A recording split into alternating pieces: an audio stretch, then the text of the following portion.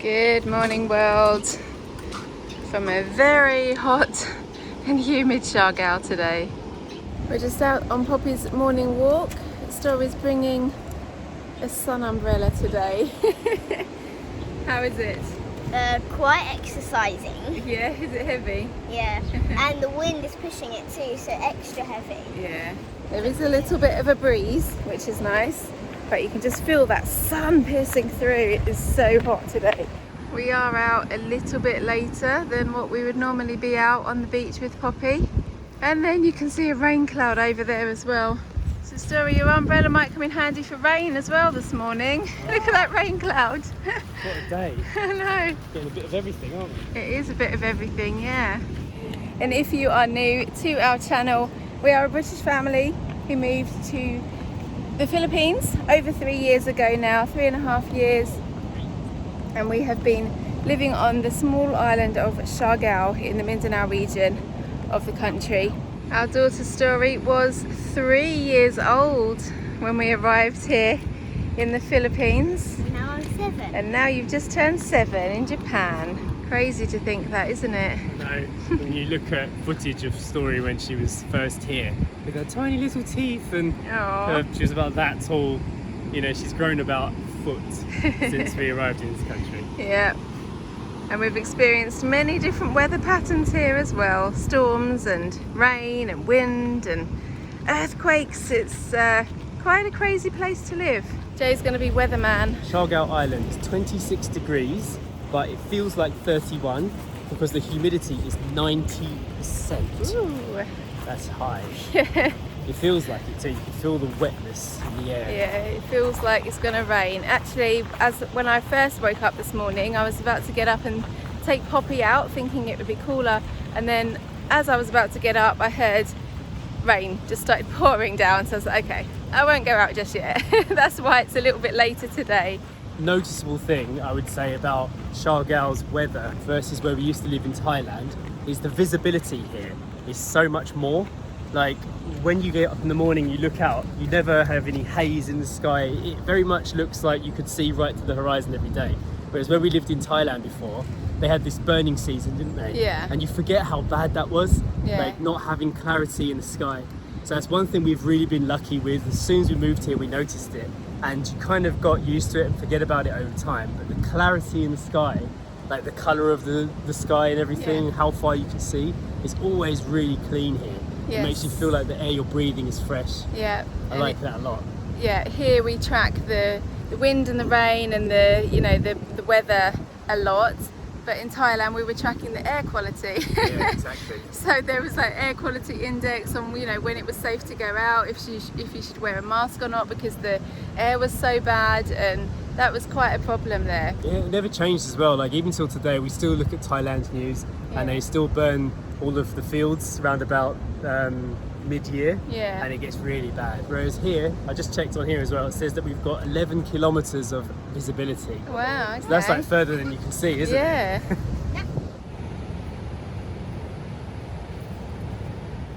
I just checked the UV index here, and it says that it's number 8.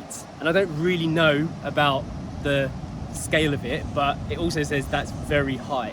And something that I find is quite strange is a lot of people say, do you wear sun cream? And we don't, do we? Like, we don't spend that much time outside, but on a day-to-day basis, we don't like put sun cream on to go on this dog walk, let's say. Or if we go out to the shops or whatever, we don't put on sun cream. And yet we don't burn, do we? I think it's because like we're in the shade way more than we're in the sun. But if we go out on a beach day or an island day, or if we're gonna be on the water, then we definitely put sun cream on then. So the UV index is pretty high here in Siargao.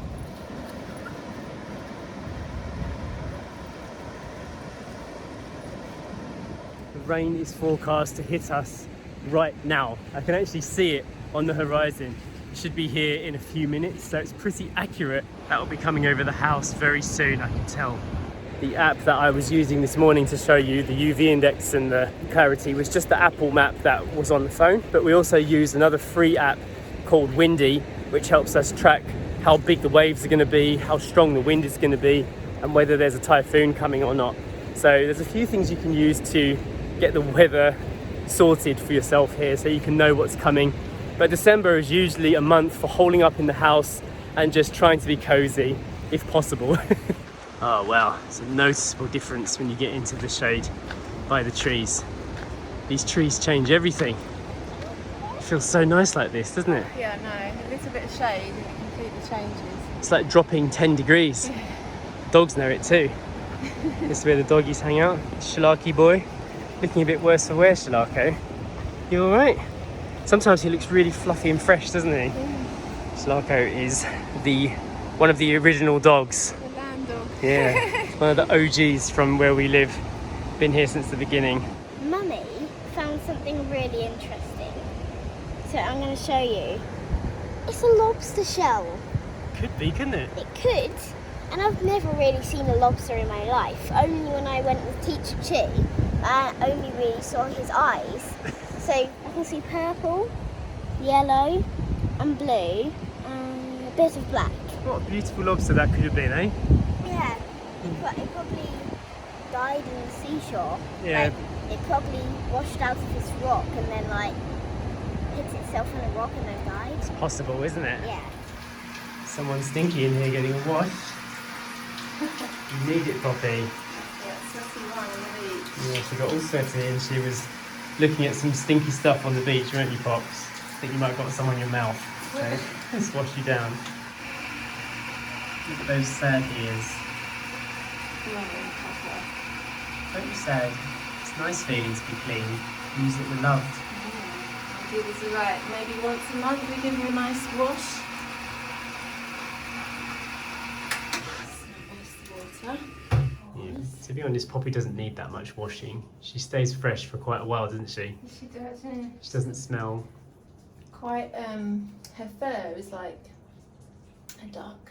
Like if you drop, not that we drop water on her, but like if she gets rain on her, it just rolls off her back. Yeah. She doesn't get soggy, like she's really quick to dry. Yeah, she's got a lot of natural oils that she produces, doesn't she? But she also feels very smooth. Depends which part of her body you're stroking. Like the head area is very, very soft. Scrubber.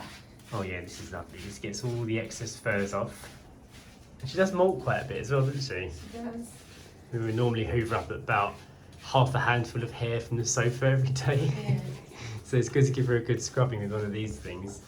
Or we just give her a brush. For a short-haired dog, she does molt quite a bit. Yeah. This is the shampoo we're using at the moment. This brand, Human Nature, is quite popular here in the Philippines. You can find it in the superstores and stuff, and we get it on some of the specialist shops on the island. How does that feel, Poppy? You're going to smell lovely after this. And brush your teeth as well, yeah? Is that a good plan? No. Ready for the 2-towel catch. She has 2 levels of drying. 1 level like that, and then release. And then 2 levels. Level 2, Poppy. Don't jump on the sofa yet, you're still soggy. You're still soggy. Stay there. Daddy, I got a rare pet. Rare pet. Yeah. I'm Nice. just opening all of the eggs. Rare. Now it's common. Poppy. Poppy's been laying here ever since her shower. She's actually fully dry now, aren't you? Hey? She's had a treat. She's been a little bit dozy. I have just been preparing lunch for us all. It's almost lunchtime. Jay's actually taken the reins on doing Story's maths this morning. So they're actually incorporating using Roblox, which is a game that Story plays with one of her little friends. And it's a computer game. Jay took it upon himself to introduce maths into it. It's actually very clever because they're working out how many, you know, Roblox coins and monies and things that Story will get if she does certain activities. So they're not on the computer right now. They're, you know, using brain and paper, and they've been at it for about an hour already. So I'm in Story's room now. Sorry about the strange lighting. She only has a lamp under her desk here. These are all her workbooks in here. We got these little folder things from IKEA when we were last in the city. And they are full of pretty much all of her schooling stuff. These are just some colouring books in that one. But in here we have all of her workbooks that we work through. This one is time, and we've got lots of different There's maths and English. Maths again. Maths again. This one she hasn't opened yet, because it was a little bit advanced for her when we first got it. So this is just some stuff. A lot of these have come from England, and this one I ordered for Story from the UK as well. And I got this one because Story showed an interest in Minecraft, that she doesn't really play it, but she knows of the characters, she watches YouTube channels. So I thought because it was an association that she would find it more interesting. She has started some. We've done a couple of pages, but we put this one on a bit of a hiatus, this book. That was a while ago now, so I think I'm going to actually bring this one back out again. Maths is, at the moment, a bit of a weak point with her learning, so we've been concentrating on it basically, not shying away from it. We do more, and she's actually getting a bit more of an understanding. It's not all about workbooks, it's not all about sitting down and, you know, doing pages and pages of sums. If one day she's super interested in drawing and art, then we'll just let her do that for as long as she wants to, because she's actually really good at drawing. She loves drawing, so it's something that we want to encourage. Some days we'll do things like this where we do sit down with her and explain things and, you know, get quite in depth with how things work and how you work things out. Here's Story, chickpea omelette, orange nuts, some brain food. How's it going? Good. How's it going, Daddy? It works. Yeah. It's something that I hadn't really figured before. Like, I haven't played Roblox with Story yet until last night. Yeah. But I realised that they're working with big numbers here, Yeah. like millions, hundreds of thousands, and we've only been doing smaller numbers. Yeah. And Story hasn't got the concept of those numbers yet. So using the game to figure out how to earn the next level has been a good way to teach work, hasn't it? Yeah. Do you remember when we were running for 250 seconds in real life? Was it hard work? Hard. Yeah. Sweaty. Yeah, you did, didn't you? Well, you can have a little lunch break now, okay? Story's fact and joke of the day. Foxes.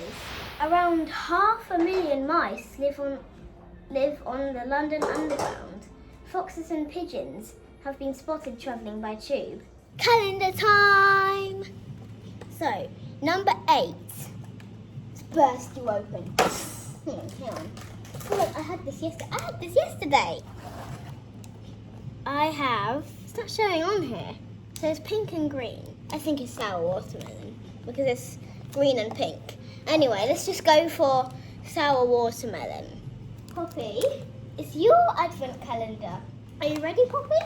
Oh, chicken bites. Come out, wherever you are.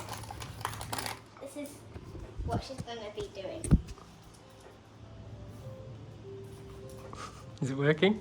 I'm making Poppy dance. If you want to have the treats, you got to dance. Story's doing some reading practice, and I'm experiencing an early Christmas. Look at that, a whole box of coffee. We buy them in bulk so that they last for longer and it makes it cheaper. Check this out, I was about to throw this away thinking it was just packing material, but they actually gave us a free gift for ordering so much coffee. An insulated glass with their brand on it, Be Cool. That's really nice. I didn't expect that actually. It's probably late to have another coffee at this time. Poppy is already resting on our bed. This is your life, isn't it, Poppy?